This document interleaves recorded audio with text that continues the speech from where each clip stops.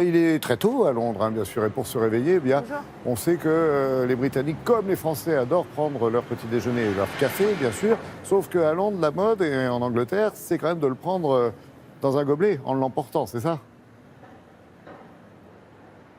Oui, exactement, Laurent. Et ici, au bureau de Londres, on a pris les mêmes habitudes que nos amis britanniques. On boit notre café à emporter, et surtout pour Télématin, parce que vous le savez, il est tôt ici. Il est 6h10 à Londres, mais on essaye quand même de préserver notre planète en utilisant des mugs réutilisables. Mais beaucoup utilisent encore des mugs ou des gobelets jetables. 8 millions de gobelets sont utilisés ici au Royaume-Uni, et cela a un impact considérable sur l'environnement. C'est ce que vous explique Alice Broga.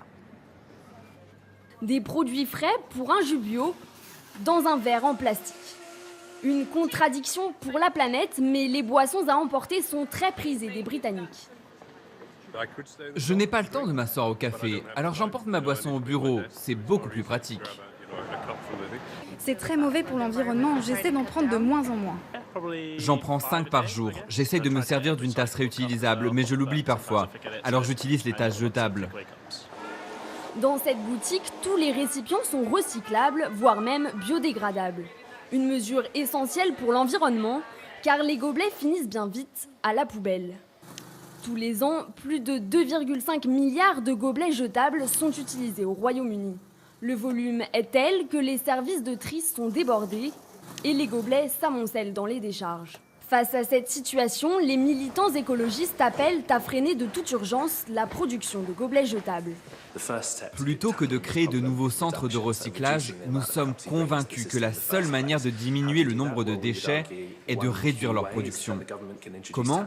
Le gouvernement devrait introduire des taxes sur les gobelets à usage unique, et les cafés devraient aussi d'eux-mêmes inciter leurs clients à utiliser moins de gobelets.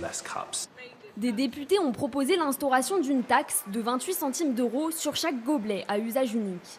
Une mesure écartée par le gouvernement qui préfère laisser les industriels prendre des initiatives sur la question.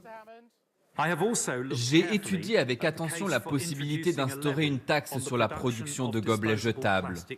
Et j'en ai conclu que cela ne produirait pas un changement décisif.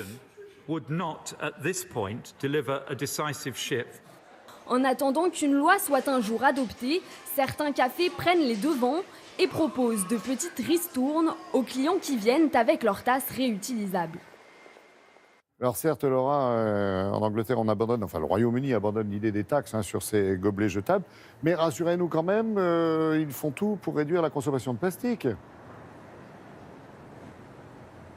Oui, bien sûr, Laurent. On peut même dire que le gouvernement encourage et met beaucoup de campagnes de sensibilisation pour tenter de limiter la consommation de plastique. D'ici à 2 ans, la plupart des cafés et des magasins devront d'ailleurs mettre à disposition des bonbonnes d'eau pour leurs clients, et cela permettra d'éviter d'acheter des bouteilles d'eau. Le gouvernement encourage aussi beaucoup de magasins sans plastique, des rayons entièrement sans plastique. Le premier supermarché sans plastique a d'ailleurs ouvert la semaine dernière dans le nord de Londres.